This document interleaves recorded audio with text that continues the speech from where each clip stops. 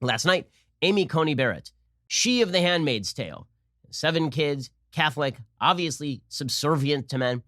And so Barrett joined the court. There was a ceremony at the White House. People were very angry. There was a ceremony at the White House, but of course, there's been a ceremony at the White House for nearly every Supreme Court pick of the last 20 years. Ruth Bader Ginsburg had one. Sotomayor had one. Elena Kagan had one. This is nothing new. It's just people who hate Trump are mad that Amy Coney Barrett went to the White House at all.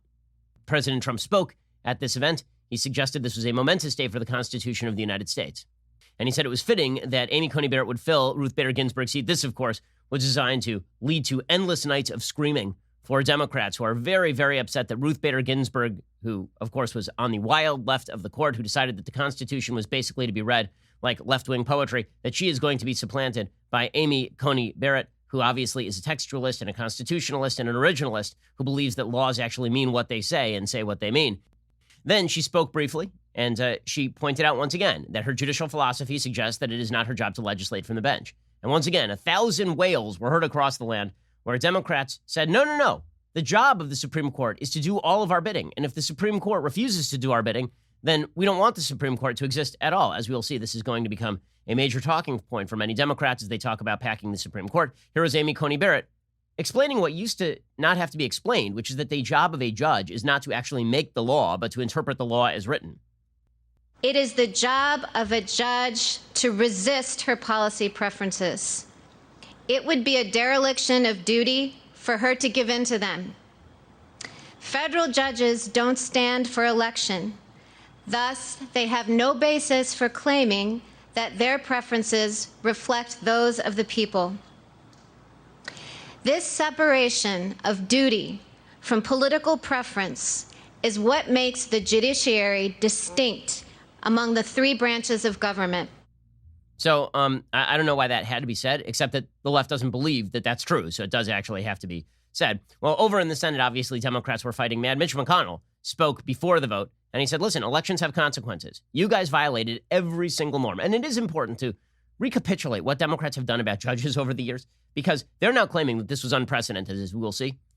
Democrats violated every single norm about judges, and then they are upset when they have to live by the new norms they created.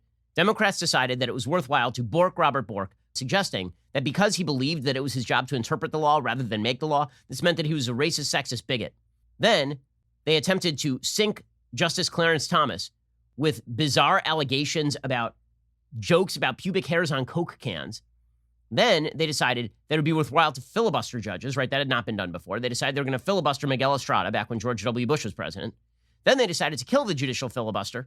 Right? They killed the filibuster with regard to judges in 2013 because Harry Reid didn't like the Republicans were now using a tool that he had created along with other Democrats in order to stop Bush judges from getting appointed.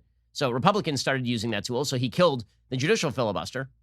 Also worth noting in that little litany right there, the Democrats also decided to falsely allege that a Supreme Court judicial nominee for the Republicans was a gang rapist. That one happened in the last couple of years. And then Republicans finally just rammed through judges on the basis of all of these various heresies by Democrats. So this does make a difference in how the court makes decisions. And this is scaring the living hell out of Democrats because Democrats have always seen the court as either a green light for all of their most bizarre policy preferences or as actively fomenting left-wing change they cannot get done via the legislature. They've either seen the court as a place where they can rewrite the law post facto in order to justify what they would like to do, a la Obamacare, or they've seen the court as an obvious progressive tool of social change, as in Obergefell, pushing forward same-sex marriage, even though the state legislatures have not gone along with same-sex marriage yet. This is how they view the court. And if the court is taken away from them, well, then they will take the ball and go home. And they're now talking about blowing up the court, which is no shock at all. What they are most afraid of course, is that the court will rule along textualist lines. This scares the living daylights out of them. And they become very clear about this. Right? Ed Markey, who is the senator from Massachusetts and a crazy socialist Bernie Sanders type, he gave a speech yesterday in which he said that originalism is just discrimination. Now, originalism, for those who don't know anything about judicial philosophy, originalism is the very simple proposition that the Constitution of the United States is to be read as it was written, that it doesn't magically change over time. When the Constitution of the United States says that you have a right to keep and bear arms, for example, what that phrase means, keep and bear arms, meant what it meant when it was written, that it didn't magically transmute into what Ed Markey would like it to say. That when the Constitution of the United States protects freedom of the press, it means what it meant at the time. That when the amendments of the Constitution are interpreted, they mean what they said. that the amendment that allows women to vote allows women to vote, that the amendment that preserves equal rights for Black Americans preserves equal rights for Black Americans, right? These are amendments to the Constitution, and they are to be interpreted as written, just like every other law is meant to be interpreted as written.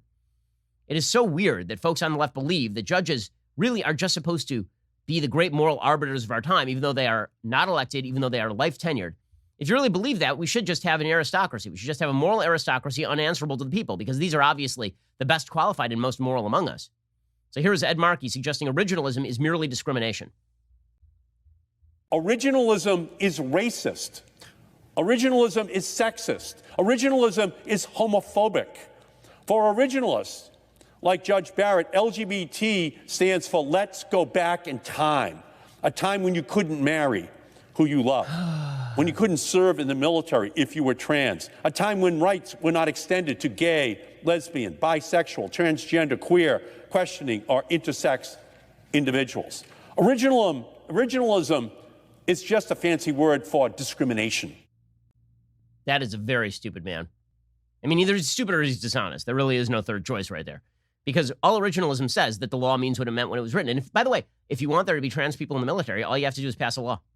That's all you have to do. There's nothing in the Constitution that forbids trans people from serving in the military. If you want same-sex marriage, all you have to do is pass a law. There's not a single Supreme Court justice who has ever suggested, right, left, or center, that the Constitution forbids same-sex marriage. Right? The Constitution does not forbid same-sex marriage. The Constitution may not have mandated same-sex marriage, but there is a difference between the Constitution mandating something and the Constitution forbidding something, and this broad gray area in American life where the Constitution is silent and does not speak, and where things are left to the purview of the state and local authorities. So what Ed Markey is trying to say is that if you are a judge and you don't do what Ed Markey likes, it's because you're a bad person, you see. This is the same disgusting argument you hear with regard to free speech. So if I say that I'm pro-free speech, and I'm in favor of people being able to speak freely without punishment, then this is like the argument that says, if you're pro-free speech, this means you're in favor of people shouting the N-word.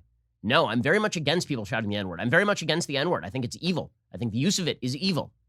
I also believe that you have a right to do some evil things in the United States because of freedom of speech. Does that mean I'm in favor of people misusing their rights? No. Okay, but this is the argument that says if government allows you to do a thing, or if the Constitution allows you to do a thing, therefore the Constitution must be bad. So if the Constitution was written at a time when same-sex marriage was not legal, this means that faithfully interpreting the Constitution makes you an emissary of all those ideologies. Whereas if you were really truly good, what you would do is you would just discard the Constitution and do whatever you wanted, what you knew to be right in your own heart. There's only one problem. That is not the role of judges. We have entire elected legislative bodies for this. We have a president of the United States for this. We have elected branches of the United States government and state governments and local governments to do the will of Ed Markey. Judges are not made for that. But again, if you view the court as your personal preserve, a place to ram through your personal policy agenda, you get quite mad when it turns out that the court is not going to do any of that.